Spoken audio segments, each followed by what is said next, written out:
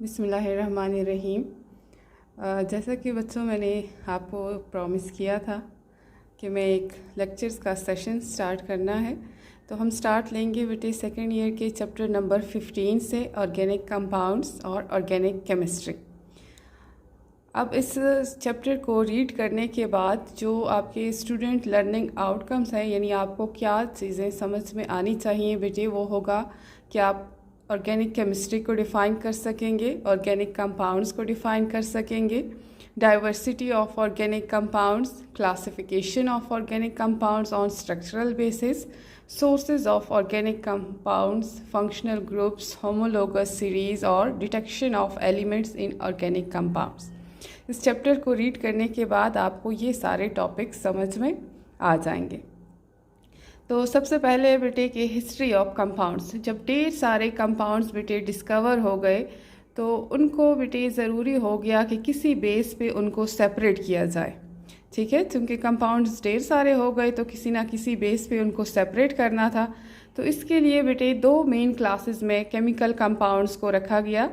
एक को उन्होंने कहा ऑर्गेनिक कंपाउंड्स और दूसरे को उन्होंने कहा इनऑर्गेनिक कंपाउंड्स। और ये किस बेस पे बेटे, उनके सोर्स के बेस पे, कि जिस सोर्स से वो ऑब्टेन होते थे उसी बेस पे नाम रखा गया। जो इनऑर्गेनिक कंपाउंड्स थे, the compounds which were of mineral origin were known as inorganic compounds. Those compounds which were obtained from mineral origin, जो मिनरल से हासिल किए जाते थे, उनको उन्होंने कहा कि ये इनऑर्गेनिक कंपाउंड्स हैं। और उसकी एग्जांपल में for example marble, table salt, carbon dioxide. ठीक हो गया। अब नेक्स्ट हमारे पास आता है organic compounds. The compounds which were vegetable or animal origin या which were obtained from living organisms were called organic compounds. जो कंपाउंड्स बेटे लिविंग ऑर्गेनिज्म से हासिल किए जाते थे उनको उन्होंने नाम दिया ऑर्गेनिक कंपाउंड्स का। और जो कंपाउंड्स मिनरल ऑरिजिन से यानी लिविंग ऑर्गेनिज्म से हासिल नहीं किए जाते थे बल्कि मिनरल ऑरिजिन से हासिल किए जाते थे, उनको उन्होंने नाम दिया इनऑर्गेनिक कंपाउंड्स का।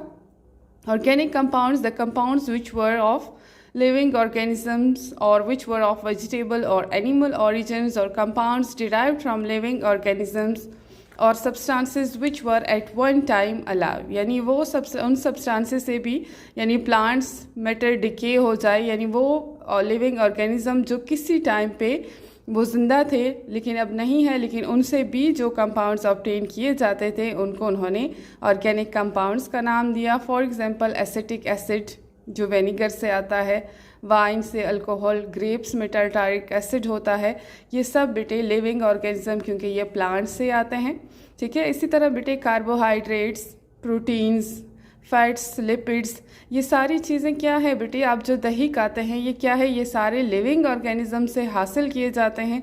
तो इसलिए इन सब को ऑर्गेनिक कंपाउंड्स की कैटेगरी में रखा गया है। तो फिर उन्होंने बेटे ऑर्गेनिक कंपाउंड्स को जब उन्होंने स्टडी किया इन सब ऑर्गेनिक कंपाउंड्स को, तो उन्होंने देखा कि इन सब में एक कॉमन एलिमेंट है और वो है कार्बन।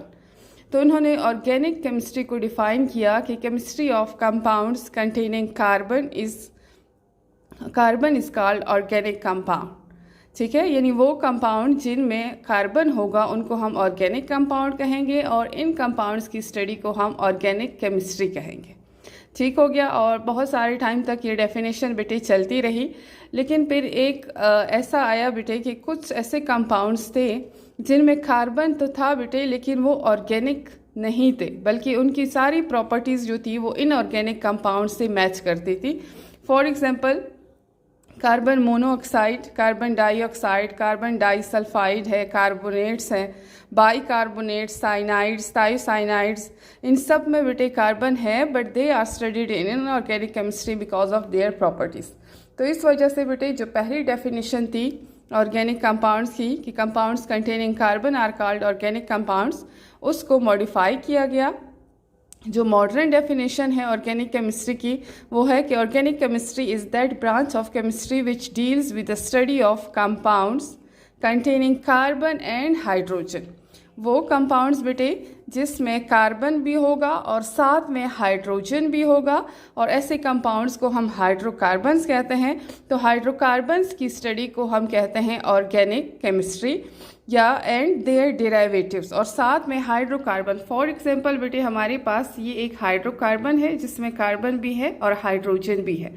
अब अगर इस हाइड्रोकार्बन में कोई एक हमारे पास हाइड्रोजन या एक से ज़्यादा हाइड्रोजन रिप्लेस हो जाते हैं किसी और एलिमेंट से, किसी और एटम से, तो वो हो जाएगा डेरिवेटिव्स ऑफ हाइड्रोकार्बन्स। तो इसको हम क्या कहेंगे बेटे? Derivatives of hydrocarbons. तो ऑर्गेनिक केमिस्ट्री को डिफाइन कैसे करेंगे बेटे? Study of hydrocarbons and their derivatives are called organic chemistry and these compounds are called organic compounds. ये मैंने एक पॉइंट का बेटे आपके उसमें इजाफा किया है, वाइटल फोर्स थ्योरी। वाइटल कहते हैं बेटे कोई सुपरस्टिशियस पावर को, ठीक है। Vital force theory is a theory made by scientist Berzelius in which he assumed that organic compounds are only formed in living cells. बेटे ये एक थ्योरी थी, वाइटल फोर्स थ्योरी, जो बहुत अरसे तक चलती रही, और इस थ्योरी के अकॉर्डिंग, बर्ज़ेलियस के अकॉर्डिंग, ऑर्गेनिक कंपाउंड्स सिर्फ और सिर्फ लिविंग ऑर्गेनिज्म से हासिल किए जाते हैं, जबकि हम इनको सिंथेसाइज नहीं कर सकते, ठीक है। और उनका ये था कि ये जो ऑर्गेनिक कंपाउंड्स हैं जो लिविंग ऑर्गेनिज्म से आते हैं, लिविंग ऑर्गेनिजम्स में कोई वाइटल फोर्स है, यानी कोई जादुई सी ताकत है कि वो ऑर्गेनिक कंपाउंड्स बना सकते हैं, जबकि इनको वैसे नहीं बनाया जा सकता। लेकिन फ्रेडरिक वूलर ने 1828 में बेटे एक ऑर्गेनिक कंपाउंड सिंथेसाइज किया लेबॉर्ट्री में, यूरिया, ठीक है। ये इसका फॉर्मूला है NH2CONH2, और ये उसने बनाया बेटे लेबॉर्ट्री में। किस चीज़ से बनाया? उसने इनऑर्गेनिक कंपाउंड से। तो इस तरह बर्ज़ेलियस की जो वाइटल फोर्स थ्योरी थी बेटे वो रिजेक्ट हो गई, क्योंकि फ्रेडरिक वूलर ने 1828 में लेबॉर्ट्री में बनाया बेटे ऑर्गेनिक कंपाउंड, लेकिन बनाया किस चीज़ से बेटे? इनऑर्गेनिक कंपाउंड से उसने बनाया इसको, ठीक हो गया। अब इसमें जो इम्पोर्टेंट टॉपिक है बेटे वो है सोर्सेज ऑफ ऑर्गेनिक कंपाउंड्स, ठीक है।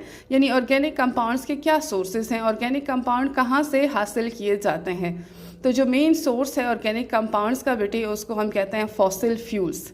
Many sources of organic compounds are coal, petroleum and natural gas, और इन सब को बेटे हम कहते हैं कि फॉसिल फ्यूल्स। और फॉसिल आप मुझे कमेंट में बताओ कि फॉसिल्स किसको कहते हैं, ठीक है।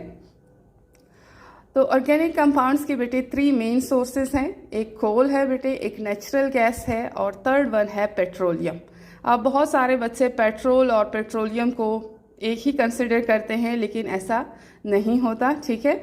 और कोल बेटे, कोल इसकी सॉलिड फॉर्म है, नेचुरल गैस है बेटे जो हम घरों में यूज़ करते होते हैं, और पेट्रोलियम लिक्विड, ठीक है। ऑर्गेनिक कंपाउंड के 3 सोर्सेज हैं बेटे, कोल, नेचुरल गैस एंड पेट्रोलियम, और इन तीनों को मिला के हम कहते हैं फॉसिल फ्यूल्स। कोल बेटे सॉलिड फॉर्म में होता है, जो कोयला यूज़ करते होते हैं ना, अभी ईद आने वाली है तो उसमें कोयला यूज़ करेंगे हम, ठीक है। तो वो उसकी बेटे सॉलिड फॉर्म है, लेकिन वो बेटे उसको हम कोक कहते हैं, ठीक है। वो कोल से ही डिराइव होता है, जो हम ईद पे यूज़ करेंगे वो कोक होता है बेटे, जो कोल से डिराइव होता है, और ये पहाड़ों में पाया जाता है। इसके पहाड़ होते हैं अपने बेटे, उनमें माइनिंग करके कोल पाया जाता है। Natural gas and petroleum.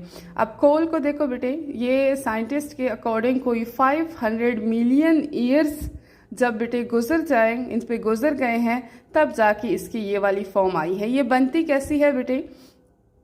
Would बेटे, जो बड़े बड़े दरख्त होते हैं वो माउंटेन में नीचे ज़मीन के नीचे दब जाते हैं, ठीक है, जिनको हम डेड प्लांट्स भी कहते हैं। अब उस पे बेटे ढेर सारे साल बैक्टीरियल एक्शन होता है, बैक्टीरिया उन पे एक्शन करता है, तो जो फर्स्ट एक चीज़ में कन्वर्ट कर देते हैं उसको क्या कहते हैं? पीट, PEAT, पीट, ठीक है। अब पीट के बाद, पीट क्या है बेटे? पीट को आप डिफाइन कैसे कर सकते हो? आप बताओगे मुझे, पीट को हम डिफाइन कैसे कर सकते हैं बेटे? पीट क्या है बेटे? कि जब डेड प्लांट्स ज़मीन के अंदर पनस जाते हैं, दंस जाते हैं बेटे, और उन पे बैक्टीरियल एक्शन होता है, तो एक न्यू फॉर्म में वो कन्वर्ट हो जाते हैं, और उसको हम कहते हैं पीट। फिर उस पीट पे बेटे हाई टेम्परेचर और प्रेशर इतने सालों में जब गुजरता है, तो वो पीट बेटे कन्वर्ट हो जाता है लिग्नाइट में, ठीक है। लिग्नाइट पे मज़ीद हाई प्रेशर इतने साल गुजरने के बाद वो बिटुमिनस कोल में कन्वर्ट हो जाता है, और वो मज़ीद बेटे जब हाई प्रेशर उस पर गुजरता होता है इंथ्रासाइट में कन्वर्ट हो जाता है, और यही इंथ्रासाइट बेटे हमारे पास क्या है, कोल है। ठीक है। कोल कहाँ से आता है बेटे, डेड प्लांट्स के डिके से आता है हमारे पास। और कोल की बेटे जब हम पायरोलिसिस करते हैं, या डिस्ट्रक्टिव डिस्टिलेशन भी इसको कहते हैं, पायरोलिसिस और डिस्ट्रक्टिव डिस्टिलेशन के रिजल्ट में कोल बेटे 2 टाइप्स के कंपाउंड्स प्रोड्यूस करता है। एक को हम कोल टार कहते हैं, और एक बेटे जो कोक, जिसका मैंने आपको बताया कोयला जिसको हम कहते हैं। ठीक है, कोल टार एंड कोक। और इस कोल टार से बेटे मज़ीद 200 ऑर्गेनिक कंपाउंड्स डिराइव होते हैं, और फिर वो यूज़ होते हैं बेटे परफ्यूम्स के बनाने में, ड्रग्स, डाइज और ढेर सारी चीज़ों में। ठीक है। तो ये कोल क्या है बेटे, ये सोर्स है। ठीक है, यहाँ से ऑर्गेनिक कंपाउंड्स हासिल किए जाते हैं। फिर नेचुरल गैस, तो हम सभी को बेटे बहुत अच्छे से पता है, सर्दियों में जो गैस हम यूज़ करते हैं वो नेचुरल गैस होती है। Mixture of low boiling hydrocarbons होते हैं। लो बॉइलिंग हाइड्रोकार्बन्स का क्या मतलब बेटे, हाइड्रोकार्बन्स में हमारे पास चूँकि कार्बन की बेटे ये एबिलिटी है कि वो ढेर सारे बॉन्ड्स बना सकता है, एक लंबी सी चेन वो बना सकता है, और इसी तरह आपके पास ढेर सारे हाइड्रोकार्बन्स बन सकते हैं। इसलिए ऑर्गेनिक कंपाउंड्स बहुत ज़्यादा भी मौजूद हैं। ठीक है, क्योंकि कार्बन की ये एबिलिटी है बेटे कि वो ढेर सारे आगे बॉन्ड बना सकता है। और कार्बन की इस एबिलिटी को क्या कहते हैं बेटे, वो भी आप मुझे कमेंट सेक्शन में बताएंगे। अब कार्बन बेटे ये चेन बढ़ती जाएगी, जितने कार्बन ऐड होते जाते हैं ये चेन बेटे बढ़ती जाएगी। लेकिन जो आपके पास ये जैसे है, आपके पास C2H6 है आपके पास, तो जिन हाइड्रोकार्बन्स में बेटे कार्बन की तादाद कम होती है वो जल्दी बॉयल हो जाते हैं, और उनको हम कहते हैं लो बॉइलिंग हाइड्रोकार्बन्स। जो नेचुरल गैस है बेटे उसमें 85% CH4 है। 85% CH4 के अलावा उसमें इथेन, प्रोपेन और ब्यूटेन, यानी यहाँ तक ये लो बॉइलिंग हाइड्रोकार्बन्स हैं। ठीक है। देन बेटे पेट्रोलियम लिक्विड स्टेट है। ठीक है, ब्लैक थिक सा स्टिकी लिक्विड होता है, और ये आपके पास बेटे जो ग्राउंड अंडरग्राउंड पाया जाता है, अंडरग्राउंड पोरस रॉक्स पाए जाते हैं बेटे, वहाँ पे ये आपको मिल जाता है। जैसे सऊदी अरब, शाम, इराक, इन कंट्रीज़ में बेटे ये समंदर में जो आपके पास होते हैं पोरस रॉक्स, वहाँ से हासिल किया जाता है। इसलिए इसको बेटे क्रूड ऑयल भी कहते हैं या रॉक ऑयल भी कहते हैं, और ये भी कम्प्लेक्स मिक्सचर ऑफ हाइड्रोकार्बन्स होता है। ठीक है, तो ये सारे क्या है बेटे, सोर्सेज ऑफ ऑर्गेनिक कंपाउंड्स हैं।